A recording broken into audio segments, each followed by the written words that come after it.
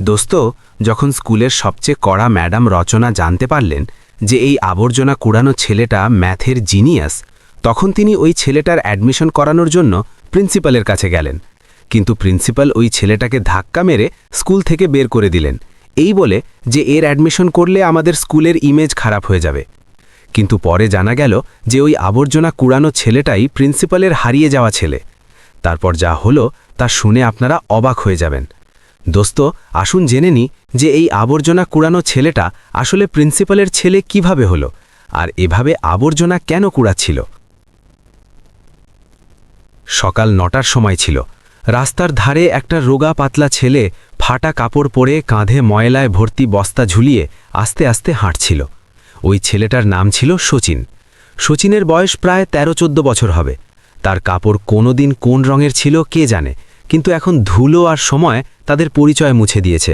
পায়ে ভাঙা চপ্পল, যার মধ্যে থেকে তার আঙুলগুলো বাইরে উকি দিচ্ছিল। কিন্তু তার মুখে এক অদ্ভুত শান্তি ছিল, আর চোখে এমন কিছু যা এমন ছেলেদের মধ্যে সচরাচর দেখা যায় না, কৌতূহল। শচীন তার বাবার সাথে থাকত। শহরের একদম শেষ প্রান্তে রেল লাইনের কাছে একটা ছোট্ট ঝুপড়ি ছিল। সেই ঝুপড়িতেই এক বুড়ো লোক দুর্বল শরীর নিয়ে খাটিয়ায় শুয়ে থাকত। লোকে তাকে শুধু বুড়ো বাবা বলে ডাকত। বাবা প্রায়ই অসুস্থ থাকতেন। তার শ্বাস এখন আর আগের মতো ছিল না। ডাক্তার বলেছিলেন ওষুধ প্রতিদিন চলবে, নইলে অবস্থা খারাপ হতে পারে। আর সেই ওষুধই ছিল শচীনের প্রতিদিনের পরিশ্রমের উদ্দেশ্য। শচীন সকালে আবর্জনা কুড়াত, সন্ধ্যায় তা বেচত, আর যে টাকা পেত তাই দিয়ে বাবার ওষুধ আর একটু খাবার আনত। তার জীবন এই বৃত্তের মধ্যেই সীমাবদ্ধ ছিল। বুড়ো বাবা প্রায়ই শচীনকে বলতেন, বেটা, আমার জানা নেই তুই আমার কিনা, কিন্তু ভগবান তোকে আমার কাছে দিয়ে দিয়েছে। বাবা বলতেন যে বছরখানেক আগে তাকে রেলওয়ে স্টেশনে একটা ছোট্ট বাচ্চা মিলেছিল। কাঁদছিল, ভয় পেয়ে গিয়েছিল, একা, নাম কারো জানা ছিল না, বাড়ির কোনো ঠিকানা ছিল না। বাবা তাকে বুকে জড়িয়ে নিয়েছিলেন, আর সেই দিন থেকে সেই বাচ্চাটা শচীন হয়ে গেল। শচীনের প্রতিদিনের পথ একটা বড় স্কুলের সামনে দিয়ে যেত। উঁচু দেয়াল, বড় গেট, ভিতরে হাসতে খেলতে বাচ্চারা। এই স্কুলটা শচীনের কাছে কোনো রাজপ্রাসাদের চেয়ে কম ছিল না। সে কখনো গেটের ভিতরে যায়নি, কিন্তু প্রতিদিন স্কুলের জানালার কাছে দাঁড়িয়ে বাইরে থেকে ক্লাস শুনত। আজও সাধারণের মতনই দাঁড়িয়েছিল। স্কুলের দেয়ালে একটা বড় জানালা ছিল। সেই জানালাই ছিল শচীনের দুনিয়া। সে জানালার কাছে চুপচাপ দাঁড়িয়ে গেল। ভিতরে ম্যাথসের ক্লাস চলছিল। সাফ ইউনিফর্ম পরা বাচ্চারা বেঞ্চে বসেছিল, বই খোলা ছিল, খাতা প্রস্তুত ছিল, আর বাইরে শচীন দাঁড়িয়ে। তখনই ক্লাসের দরজা খুলল। একটা কড়া আওয়াজ এলো, সব বাচ্চারা সোজা হয়ে বসো। এই আওয়াজ ছিল রচনা ম্যাডামের। পুরো স্কুল জানত রচনা ম্যাডাম খুব কড়া ছিলেন, কিন্তু যদি কোনো শিক্ষককে সত্যি পড়াতে জানতে হয় তাহলে তিনিই। বাচ্চারা সোজা হয়ে গেল, শোরগোল একদম বন্ধ হয়ে গেল। রচনা ম্যাডাম ব্ল্যাকবোর্ডের সামনে দাঁড়ালেন। তিনি বাচ্চাদের দিকে তাকিয়ে বললেন, আজ আমি তোমাদের এমন একটা প্রশ্ন দেব যা দুনিয়ার সবচেয়ে কঠিন প্রশ্ন। ক্লাসে হালকা গুঞ্জন হলো। এই প্রশ্ন তোমাদের স্মৃতিশক্তি নয়, তোমাদের বোঝার ক্ষমতা পরীক্ষা করবে। রচনা ম্যাডাম চক তুললেন, আস্তে আস্তে ব্ল্যাকবোর্ডে একটা লম্বা প্রশ্ন লিখতে শুরু করলেন। যত প্রশ্নটা পূর্ণ হতে লাগল, বাচ্চাদের মুখ তত গম্ভীর হতে লাগল। কেউ কেউ খাতা উল্টে ফেলল, কেউ বন্ধুর দিকে তাকালো।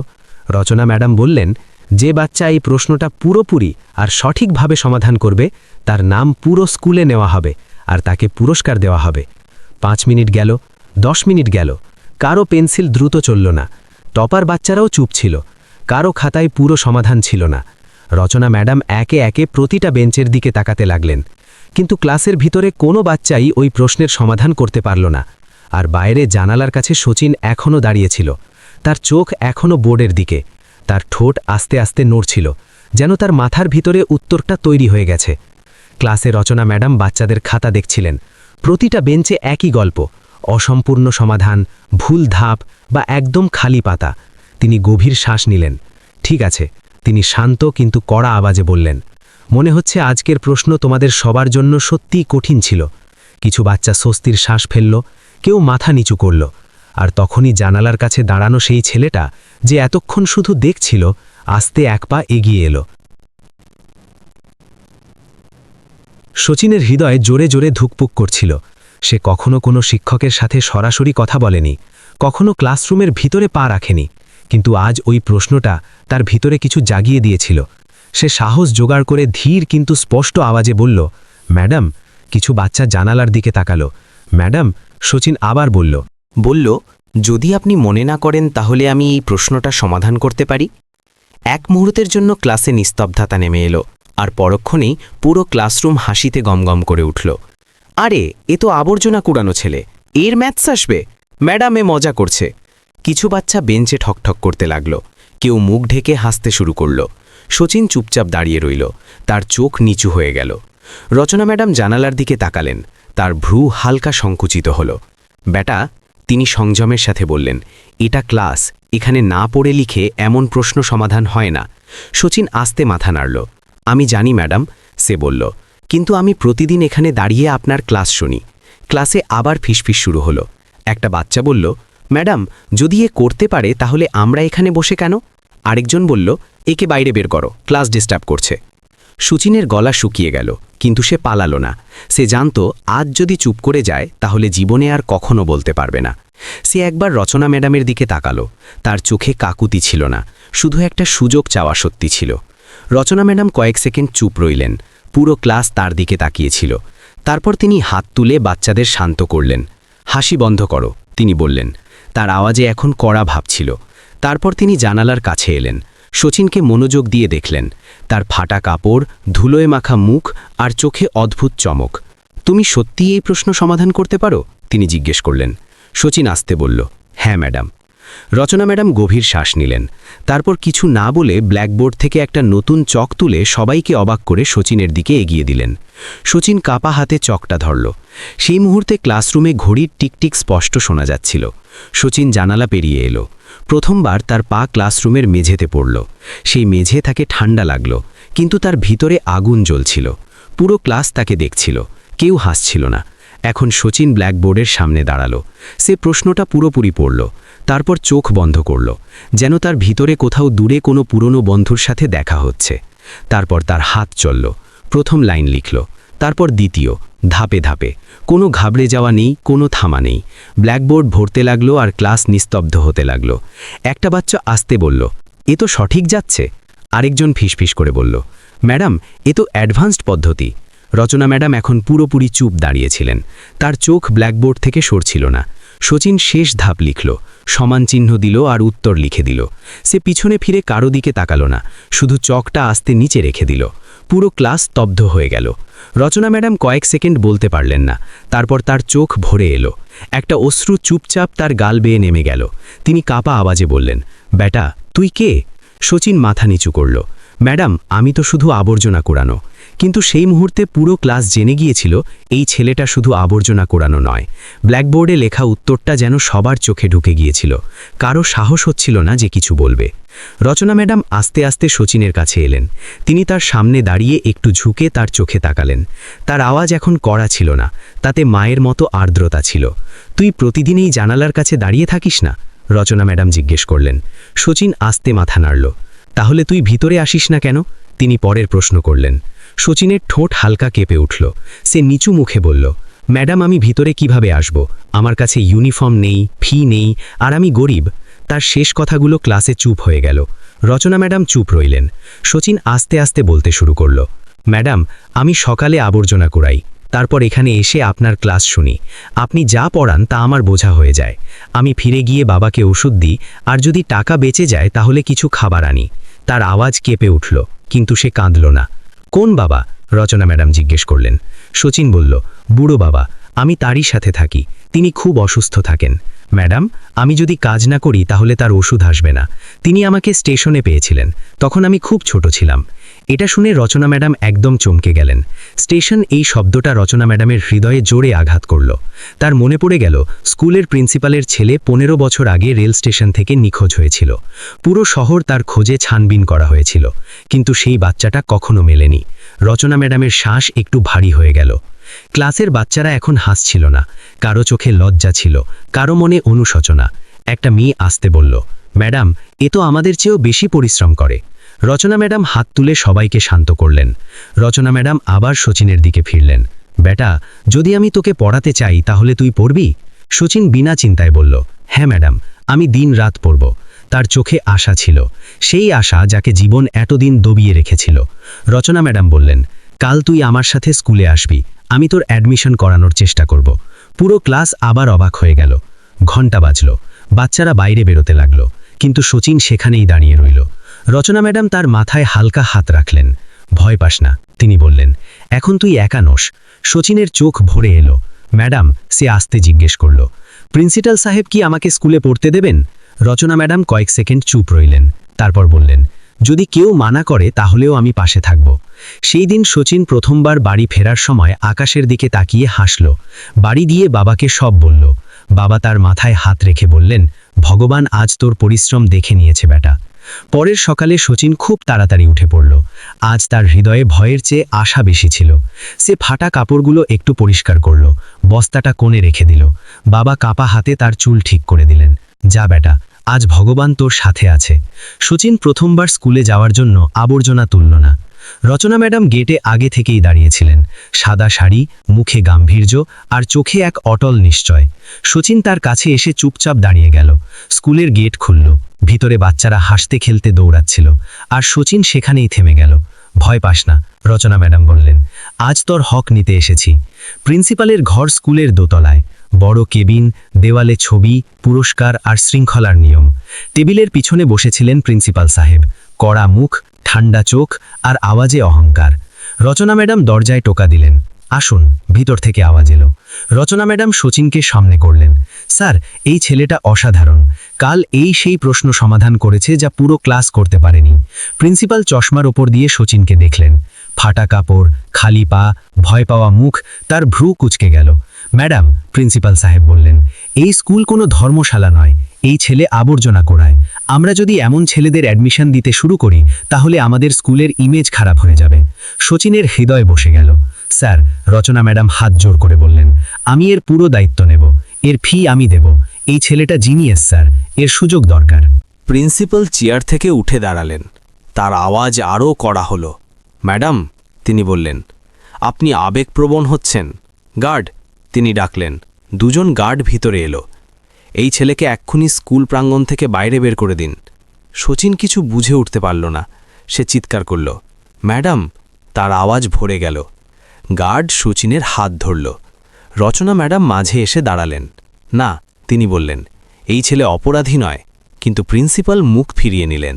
রচনা ম্যাডাম হাত জোর করে প্রিন্সিপালকে বোঝানোর চেষ্টা করতে লাগলেন, কিন্তু শচীনকে সিঁড়ি দিয়ে নামিয়ে ধাক্কা মেরে স্কুল থেকে বাইরে বের করে দেওয়া হলো। শচীন স্কুলের বাইরে দাঁড়িয়ে গেল, কিন্তু আজ সে স্বপ্ন নয়, অপমান দেখছিল। তার চোখ থেকে অশ্রু গড়িয়ে পড়ল। হয়তো আমি পড়াশোনার জন্য জন্মাইনি, সে নিজেকে বলল। রচনা ম্যাডাম আস্তে আস্তে নিচে নামলেন। তার চোখ লাল ছিল, কিন্তু আওয়াজ মজবুত। শচীন, তিনি বললেন, আজ ওরা তোকে বের করে দিয়েছে, কিন্তু কাল আমি আবার আসব। শচীন আস্তে জিজ্ঞেস করল, ম্যাডাম, গরিব হওয়া কি এত বড় অপরাধ? রচনা ম্যাডাম কিছুক্ষণ চুপ রইলেন, তারপর বললেন, না বেটা, গরিব হওয়া নয়, গরিবই না বোঝা সবচেয়ে বড় অপরাধ। সেই রাতে রচনা ম্যাডাম ঘুমোতে পারলেন না। তার মাথায় একটাই কথা ঘুরছিল, স্টেশন, হারিয়ে যাওয়া বাচ্চা আর শচীন। সেই রাতে হাওয়ায় এক অদ্ভুত আর্দ্রতা ছিল। রচনা ম্যাডাম নিজের ঘরে চেয়ারে বসেছিলেন। টেবিলে খোলা পুরনো ফাইল পড়েছিল, কিন্তু তার মনোযোগ কাগজে ছিল না। তার চোখের সামনে বারবার শচীনের মুখ ভেসে উঠছিল, ফাটা কাপড়, ঝুঁকে থাকা চোখ, আর সেই প্রশ্ন, গরিব হওয়া কি অপরাধ? রচনা ম্যাডাম আস্তে উঠলেন। তিনি ঘড়ি দেখলেন, রাত 10টা বেজে গেছে। এখন আর অপেক্ষা নয়। তিনি নিজেকে বললেন, যদি আমার চাকরিই চলে যায় তবুও আমি ওই ছেলেকে পড়াবো। সকাল হতেই তিনি দুপাট্টা তুলে বাড়ি থেকে বেরিয়ে পড়লেন। স্কুল থেকে দূরে রেল লাইনের কাছে একটা পুরনো ঝুঁপড়ি এলাকা ছিল, সেখানেই শচীন থাকত। রচনা ম্যাডাম যখন সেখানে পৌঁছালেন তখন চারদিক অন্ধকার। কিছু ঝুঁপড়িতে হলদে আলো জ্বলছিল। বৃষ্টির জন্য কাদা ছড়িয়ে গিয়েছিল। একটা ঝুঁপড়ির সামনে তিনি থেমে ডাকলেন, কেউ আছে? ভিতর থেকে দুর্বল আওয়াজ এলো, কে? বেটা, আমি শচীনের টিচার। তিনি ঝুঁপড়ির পর্দা সরালেন। ভিতরে খাটিয়ায় একটা খুব বুড়ো লোক শুয়েছিলেন। বুড়ো বাবা রচনা ম্যাডামকে দেখে আস্তে বসার চেষ্টা করলেন। উঠবেন না, রচনা ম্যাডাম বললেন, আর পাশে বসে পড়লেন। বাবা বললেন, ম্যাডাম, আমার শচীন আজ খুব কেঁদেছে। রচনা ম্যাডাম কিছুক্ষণ বলতে পারলেন না। শচীন ঝুপড়ির কোণে চুপচাপ বসেছিল। তার হাতে একটা ভাঙা পেন্সিল। সে মাটিতে কিছু সংখ্যা লিখছিল, কিন্তু তার চোখে আজ কোনো চমক ছিল না। রচনা ম্যাডামের হৃদয়ে ভরে এলো। রচনা ম্যাডাম আস্তে জিজ্ঞেস করলেন, বাবা, শচীনকে আপনি কিভাবে পেলেন? বুড়ো বাবা লম্বা শ্বাস নিলেন। তিনি বলতে শুরু করলেন, আজ থেকে প্রায় 15 বছর আগে আমি রেল স্টেশনে ভিক্ষে করতাম। একদিন প্ল্যাটফর্ম নম্বর 3-এ একটা ছোট্ট বাচ্চা কাঁদছিল। তার কাছে কেউ ছিল না। ট্রেন আসছে যাচ্ছে। বাবা বললেন, লোকে নিজের কাজে ব্যস্ত। সেই বাচ্চাটা শুধু কাঁদছিল। আমি তাকে জিজ্ঞেস করলাম, তোর নাম কি? সে কিছু বলল না, শুধু আমার হাত ধরে ফেলল। বুড়ো বাবার চোখ ভরে এলো।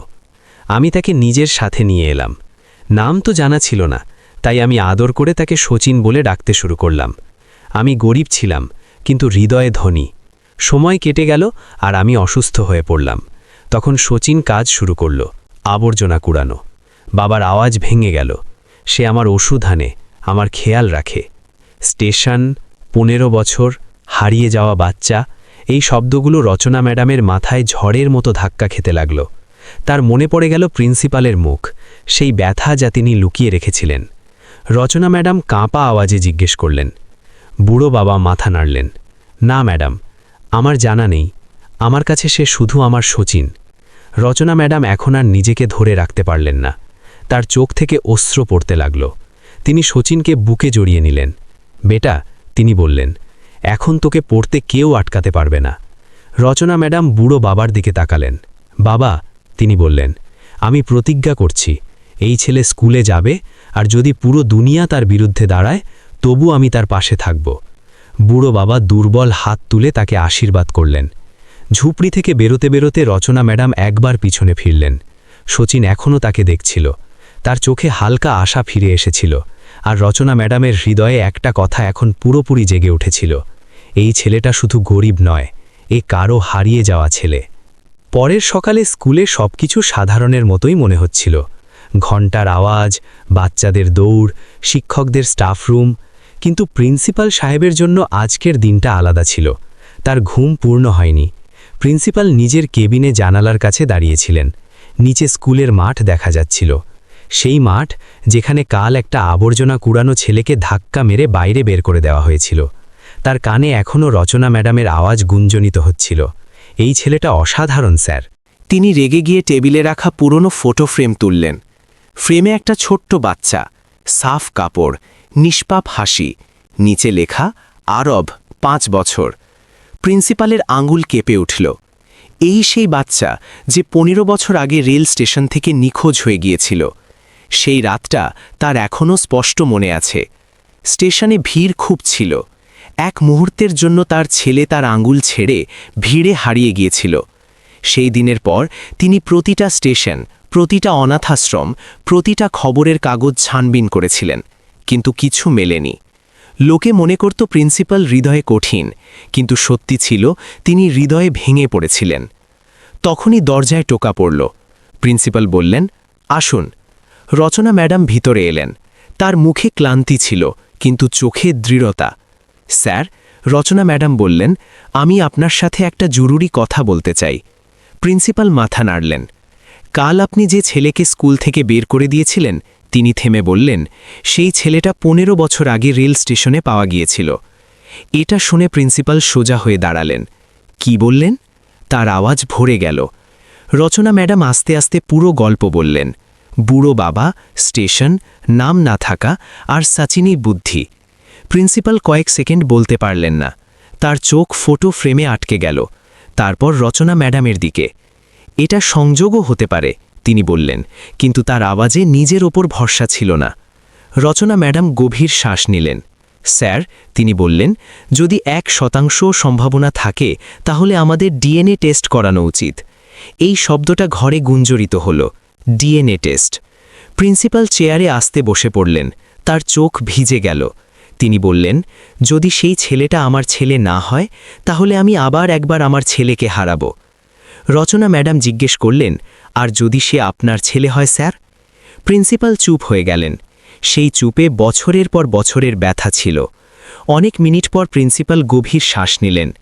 ঠিক আছে, তিনি বললেন, আমরা ডিএনএ টেস্ট করাবো, কিন্তু এই কথা স্কুলের বাইরে যাওয়া উচিত নয়। রচনা ম্যাডামের চোখে অশ্রু এলো। ধন্যবাদ স্যার, তিনি বললেন। প্রিন্সিপাল জানালার দিকে ফিরলেন। নিচে খেলতে থাকা বাচ্চাদের দেখতে দেখতে তিনি বিড়বিড় করলেন, যদি সেই ছেলেটা আমার হয়। তার আওয়াজ ভেঙে গেল। হাসপাতালের করিডোর খুব লম্বা মনে হচ্ছিল। সচিন বাবার হাত ধরে চুপচাপ বসেছিল। সে জানত না এই টেস্ট কেন হচ্ছে। সে শুধু জানত রচনা ম্যাডাম বলেছেন, ভয় পাস না সচিন, এটা তোর ভালোর জন্য। বাবার শ্বাস আজ আরও ভারী ছিল। তিনি সচিনের মাথায় হাত রাখলেন। যা হয় বেটা, বাবা বললেন, তুই আমারই থাকবি। সচিন হাসল। প্রিন্সিপাল একটা চেয়ারে বসেছিলেন। তার আঙ্গুল ক্রমাগত নড়ছিল। বছরের পর বছরে প্রথমবার তিনি প্রিন্সিপাল নন, শুধু এক ভয় পাওয়া বাবা। প্রতি সেকেন্ড তার কানে ছেলের আওয়াজ শুনতে পাচ্ছিলেন, পাপা। ডাক্তার একটা সাদা খাম নিয়ে এলেন। ঘরে নিস্তব্ধতা নেমে এলো। রচনা ম্যাডাম দাঁড়িয়েছিলেন। বাবা সচিনকে বুকে জড়িয়ে বসেছিলেন। ডাক্তার আসতে বললেন, রিপোর্ট এসে গেছে। প্রিন্সিপাল কাঁপা হাতে খামটা নিলেন। কিছুক্ষণ তিনি খুলতে পারলেন না। যখন রিপোর্ট খোলা হলো, তখন একটা লাইন সরাসরি চোখে পড়ল, ডিএনএ ম্যাচ 99.99%। প্রিন্সিপালের দুনিয়া থেমে গেল। তার হাত থেকে কাগজ পড়ে গেল। তার চোখ থেকে অশ্রু গড়িয়ে পড়ল। প্রিন্সিপাল আস্তে আস্তে সচিনের দিকে এগোলেন। তার আওয়াজ ভরা ছিল, বেটা। সচিন ভয় পেয়ে গেল। সে পিছিয়ে গিয়ে বলল, আমি কি কিছু ভুল করেছি স্যার? এটা শুনে প্রিন্সিপাল হাঁটুতে ভর দিয়ে মাটিতে বসে পড়লেন। তিনি সচিনকে জোরে বুকে জড়িয়ে নিলেন। না বেটা, তিনি কাঁদতে কাঁদতে বললেন, তুই কিছু ভুল করিসনি, ভুল আমি করেছি। সচিন কিছু বুঝে উঠতে পারছিল না। তার চোখ বড় বড় হয়ে গেল। বুড়ো বাবা এখনও একটু সংকোচে দাঁড়িয়েছিলেন। তার মনে হচ্ছিল তার ভূমিকা এখন শেষ। তিনি ধীর আওয়াজে বললেন, সাহেব, এখনই আপনার ছেলে, আমার দরকার শেষ। এটা শুনে প্রিন্সিপালের মুখের রং বদলে গেল। প্রিন্সিপাল বাবার পায়ে ঝুঁকে পড়লেন। আপনি তার বাবার চেয়ে কম নন, প্রিন্সিপাল বললেন। আপনি যা দিয়েছেন তা দুনিয়ার কোনো স্কুল দিতে পারে না। বাবা ঘাবড়ে গেলেন। তিনি প্রিন্সিপালকে তুলতে চেষ্টা করলেন। আরে সাহেব, এ আপনি কি করছেন? কিন্তু প্রিন্সিপাল কাঁদতে কাঁদতে বললেন, আপনি আমার ছেলেকে বাঁচিয়ে রেখেছেন। আপনি তাকে ভুখা শুতে দেননি, আপনি তাকে মানুষ বানিয়েছেন। বুড়ো বাবার চোখ থেকে অশ্রু পড়তে লাগল। তিনি বললেন, সাহেব, আমি শুধু তাকে নিজের ছেলের মতো মানুষ করেছি। আমার কখনো মনে হয়নি এই দিন আসবে। প্রিন্সিপাল উঠলেন।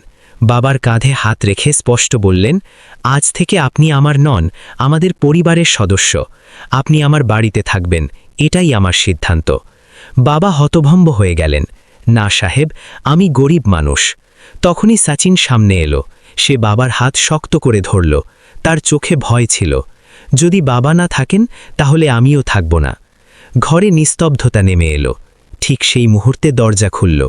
এক মহিলা দ্রুত পায়ে ভিতরে এলেন। সাদা কাপড়, চোখে বছরের পর বছরের অপেক্ষা। তিনি ছিলেন প্রিন্সিপালের স্ত্রী, সচিনের মা।